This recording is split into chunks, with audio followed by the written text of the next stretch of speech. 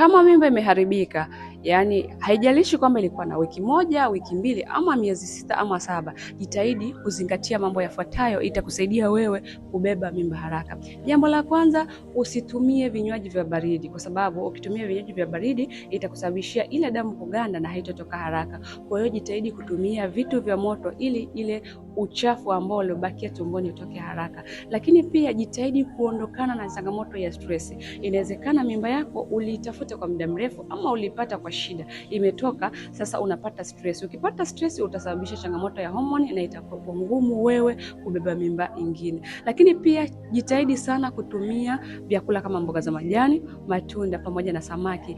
Hivi itakusaidia kuweka mwili wako vizuri pamoja na mzunguko wako vizuri, na baada ya hapo unaweza kukaa ndani ya miezi 2 ama 3, baadaye ukaconceive tena. Ukifanya hivyo itakusaidia kubeba mimba mapema.